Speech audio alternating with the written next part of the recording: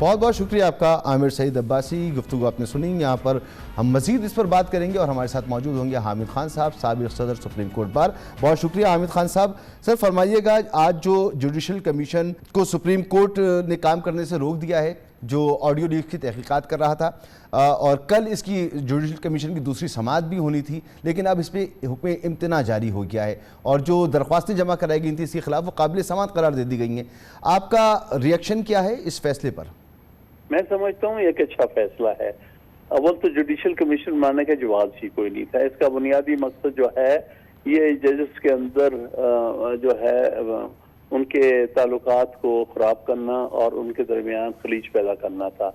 और दूसरा जो इसके टर्म्स ऑफ रेफरेंस थे ये बुनियादी तौर पर गलत थे, क्योंकि ऑडियो लीक्स और वीडियो लीक्स जो है और उनको रिकॉर्डिंग करना ये पहले ही सुप्रीम कोर्ट कह चुकी है कि गैर आईनी और गैर कानूनी है, और उसके पर बहुत सारी सुप्रीम कोर्ट ने कंडीशंस लगाई हुई हैं 2019 की जजमेंट पर भी और उससे पहले 1998 की जजमेंट में भी। तो लिहाजा एक गलत मौजू के ऊपर इन्होंने एक कमीशन तश्कील दिया था जिसके पीछे नीयत कुछ और थी।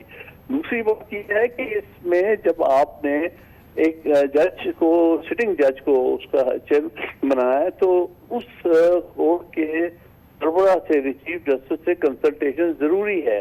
ये कन्वेंशन रही है और उसमें पहले भी जजमेंट्स में ये बात कही गई कि किसी भी कोर्ट से जब आप सिटिंग जज लेते हैं तो उसके सरबराह से, चीफ जस्टिस से आपको कंसल्टेशन करनी पड़ेगी। ठीक, मगर सर बिल्कुल जो आप फरमा रहे हैं ये तरीक़ाकार है, ये नॉर्म्स हैं, मगर हुकूमत का मानना यह है कि उसने कानून की कोई खिलाफ वर्जी नहीं की। कानून के मुताबिक वो कमीशन बना सकती है। हाँ, जो मुरवजा तरीक़ाकार है उसको ज़रूर इग्नोर किया गया, कानून को इसमें ना इग्नोर किया गया है, ना कानून के मुताबिक ये नहीं है। हुकूमत का मानना ऐसा है।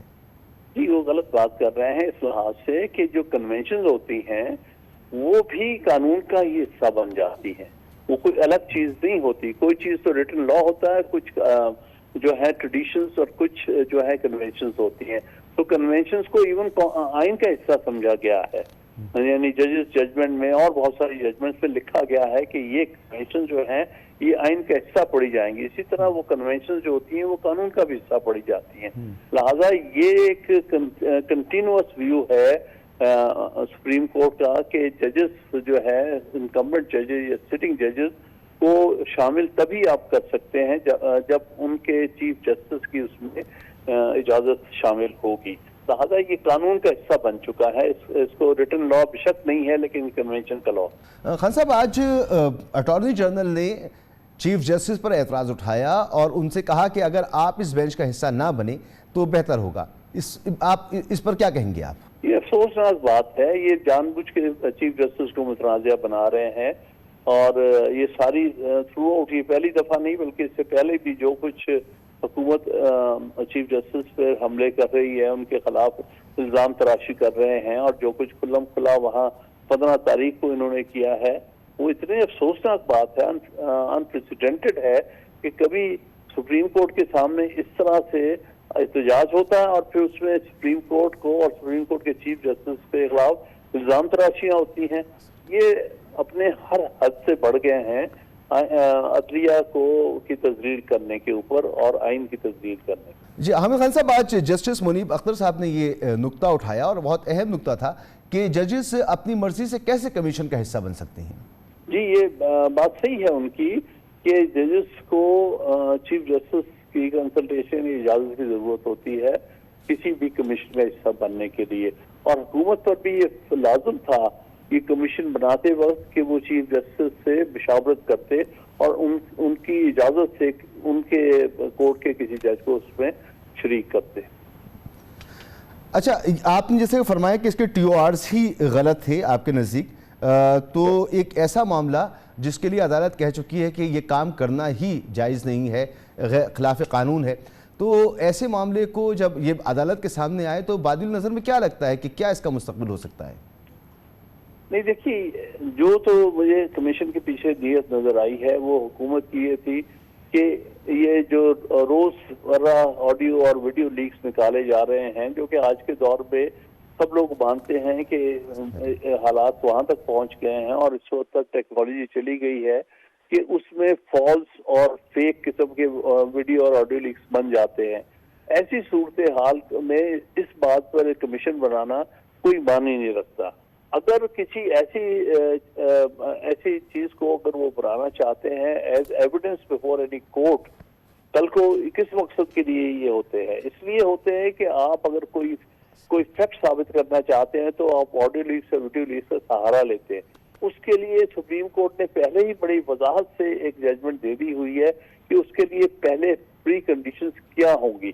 कोई 13-14 प्री कंडीशंस उस पर पूरा उतरेगा तो फिर इनकी कोई एविडेंशियरी वैल्यू होगी, वरना नहीं होगी। लिहाजा एक ऐसी चीज को जिसकी एविडेंशियरी वैल्यू बुनियादी तौर पे कोई नहीं है और जिसकी इतनी कंडीशंस है, उसके ऊपर इतना हाई पावर्ड आप कमीशन मुकर्रर कर देते हैं तो वो उसका कोई जवाब नहीं बनता था।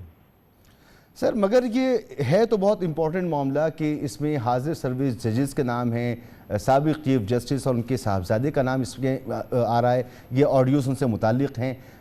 साबिक वज़ीर आज़म जो हैं उनके ऊपर उंगलियां उठ रही हैं, उनकी तरफ इशारे जा रही हैं। तो मुनासिब फोरम पर ही सही, लेकिन इसकी तहकीकात तो हो जानी चाहिए।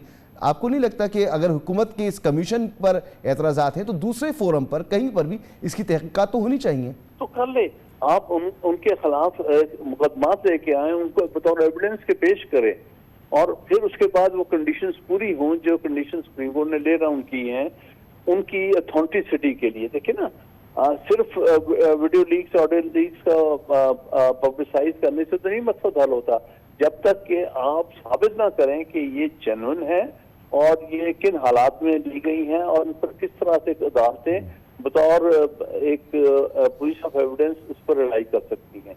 उसके बगैर आप कैसे एक ऐसी चीज को जिसके बारे में अभी तक कोई सूख से नहीं कहा गया जा सकता, इवन इफ कुछ फैसला कर भी देते, अगर ये कुछ कह भी देते, उसकी भी एविडेंशियल वैल्यू कोई फाइनल नहीं होती।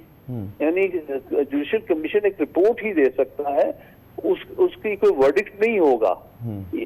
इसलिए इस जुडिशियल कमीशन बनने का मकसद ही कोई नहीं। आप इन चीजों को आप लेके आए, आप चाहें कि किसी के खिलाफ किसी इस्तेमाल करना तो अदालत में आप इस्तेमाल करें और उसको फिर उन हालात में जो कि सुप्रीम कोर्ट ने कंडीशंस ले डाउन की है उसके मुताबिक उसकी अथेंटिसिटी डिटरमिन करें। सुप्रीम कोर्ट के एक मुअज़्ज़ज़ जज साहब के मुतालिक भी शिकायत आई हुई हैं और सुप्रीम कोर्ट में इस हवाले से सुप्रीम जुडिशल काउंसिल में इस हवाले से दरख्वास्त मौजूद है। तो मुनासिब नहीं होता कि सुप्रीम जुडिशल काउंसिल में ही इस मामले को सुन लिया जाता ताकि हुकूमत को ये मौका ही ना मिलता? अब सुप्रीम जुडिशल काउंसिल के सामने अभी हुकूमत ने कोई रेफरेंस तो नहीं भेजा। देखिए ना, कंप्लेंट और रेफरेंस में फर्क होता है। कंप्लेंट जो है वो तो कोई भी कर सकता है, सुप्रीम जुडिशल काउंसिल में किसी जज के खिलाफ भी हो सकती है। वो फिर ऑप्शन जो है सुप्रीम जुडिशल काउंसिल का है कि उस कंप्लेंट को सीरियसली ले या ना ले। उसको सरे दस्त देखने के बाद फैसला एक सिंपल जज करता है कि इसमें कोई जान है कि नहीं। लेकिन हाँ, हुकूमत ये कर सकती है कि प्रेसिडेंशियल रेफरेंस कर सकती है आर्टिकल 209 का कि हाँ ये हमारे पास सबूत है, इस आदमी ने मिसकंडक्ट किया है। इसके मुख्तलिफ सबूतों में से एक सबूत ये भी है कि हमें ऑडियो और वीडियो मिली हैं लिंक्स, तो वो लीक्स हैं और ये हम बतौर एविडेंस के पेश करते हैं। फिर तो सुप्रीम जुडिशल काउंसिल पर फर्ज होता कि उस केस को सुनते और उस एविडेंस को एग्जामिन करते। इन्होंने तो कोई प्रेसिडेंशियल रेफरेंस ही नहीं किया है। किस तरह कहते हैं कि हमने उनको रेफरेंस किया हुआ है? उसका तो एक तरीका कार दिया है 209 में कि प्रेसिडेंशियल रेफरेंस कैसे किया जाता है। सर, आज के रिमार्क्स भी हमारे सामने मौजूद हैं। आपने भी 2 आवर्स का जिक्र किया, मैंने आपसे इस पर सवाल भी किया। कई सारी बातें इसमें मौजूद हैं, एतराज़ात मौजूद हैं। आज सुप्रीम कोर्ट ने बाकायदा इस पर हुक्म इम्तना दे दिया है। आने वाले वक्त में इस केस का मुस्तकबिल आपको क्या नज़र आ रहा है? किस तरह ये केस आगे बढ़ेगा और इसका अल्टीमेट अंजाम आपकी नज़र में क्या हो सकता है? ये वीडियो लिंक्स वाला जो कमीशन था जी, मेरे नज़दीक तो कमीशन को जस्टिफाई करना बहुत मुश्किल है। उसमें बुनियादी हुक्म है जो कि सामने आ रहे हैं, कानूनी भी है, फैक्चुअल भी है और कन्वेंशन भी है। तो मेरे नज़दीक तो इसकी कोई जस्टिफिकेशन नहीं है और इसका कमीशन इसका जो ऑर्डर है, इसके फॉर्मेशन का जो भी हुक्म है, मेरे नज़दीक वो गैर कानूनी और गैर आईनी है। बहुत बहुत शुक्रिया।